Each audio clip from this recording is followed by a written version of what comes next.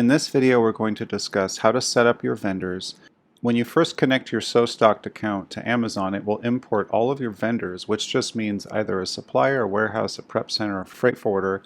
It's going to import all of that data from your Amazon Seller Central account. Any ship from address or ship to address in Seller Central will be imported as a vendor. So what you need to do is come in here and look over these vendors and make sure that the correct vendor type is assigned to them. Are they a warehouse? Are they a freight forwarder?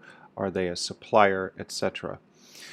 You can easily archive vendors if you're not using them anymore. You might find some old addresses in here. You can just click, click, click, click, click, go up here and just archive old vendors. Like they might be shipped from addresses that you're not using anymore, and just kind of clean up the list. So the first part would be to organize this and kind of reduce it down to the vendors that you're actually using currently. The next thing you'd want to do is rename anything. So let's say ABC Supplier said 1234 Anytown, USA. It might be pulling in that information from Seller Central. You can just go in here and quickly rename it to whatever you want it to be called.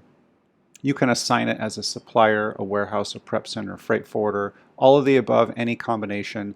Just as a note, if you want to ever store inventory at a vendor, it has to be marked as a warehouse, or you cannot store inventory there in SoStocked. So if it's a supplier and a warehouse, mark it as both. Just a quick note there. Prep center is just kind of for your own designation. Same with freight forwarder. That doesn't really give you any additional features. It's just for your own designation. You can choose a color. Fill out all the contact information. The email address is going to be used on purchase orders or work orders as you move forward through SoStocked, so that's important. Same with the mailing address, all that good stuff.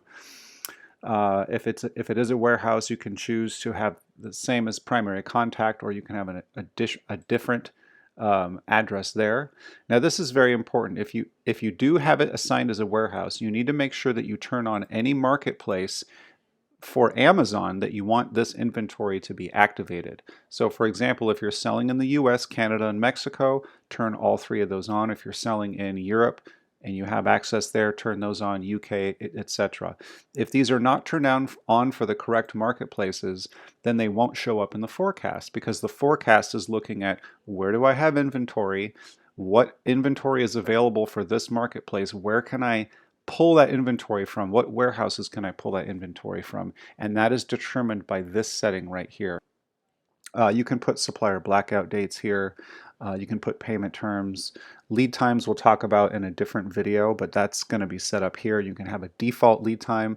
There's kind of a hierarchy of lead times, so whatever you choose as the default lead time from your drop-down menu of lead times will be automatically assigned to every product that you assign to this vendor.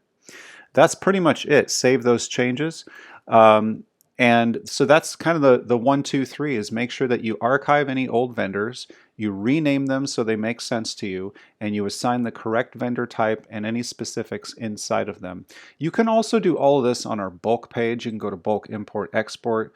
You can download a list of all active products and vendors. There is a vendors tab on this download, and make sure you look at this video and watch it carefully that I'm pointing at right here. On the vendors tab, you can assign all that stuff in bulk, and then just go down here and upload it, and it will update every detail about your vendor in one quick upload.